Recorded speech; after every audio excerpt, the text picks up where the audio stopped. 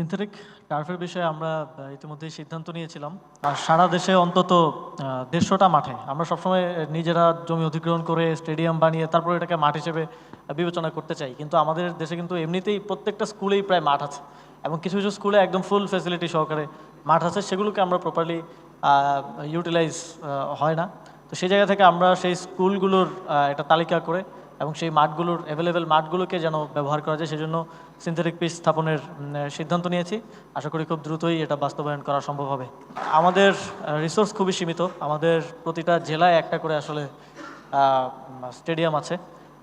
এখন আমরা উপজেলা পর্যায়ে মিনি স্টেডিয়াম করছি, যদিও প্রাথমিক পর্যায়ে যে মিনি স্টেডিয়ামগুলো হয়েছে সেগুলোকে স্টেডিয়াম বলা যায় না, শুধু মাঠটাই আছে। কিন্তু দ্বিতীয় পর্যায়ে যেগুলো মিনি স্টেডিয়াম হচ্ছে সেগুলোতে বেসিক ফ্যাসিলিটিস শো হচ্ছে। সেগুলো হলে আশা করি যে দেখা যায় যে জেলা স্টেডিয়ামে ফুটবল খেলে ক্রিকেট খেলা যায় না, ক্রিকেট খেলে ফুটবল খেলা যায় না, এবং ফুটবল খেলে পিচ নষ্ট হয়। আবার ফুটবলের সেট আপ একরকম, ক্রিকেটের সেট আপ একরকম, একই মাঠে সেটা অ্যাকোমোডেট করা কঠিন হয়ে যায়।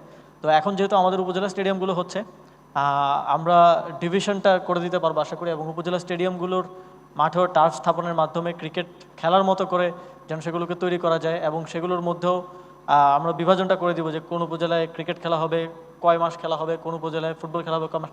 আমাদের রিসোর্স সীমিত হলেও যথেষ্ট আছে, কিন্তু সেটা প্রপারলি আমরা ইউটিলাইজ করতে পারি না, প্রপারলি ব্যবহার করতে পারি না। এই প্রপারলি ব্যবহার করা এবং ম্যানেজমেন্ট করাটা আরও বেশি গুরুত্বপূর্ণ। আশা করি এ বিষয়ে একটা প্রপার গাইডলাইন এবং প্রপার একটা সমাধান আমরা পৌঁছাতে পারবো ইনশাল্লাহ। ধন্যবাদ।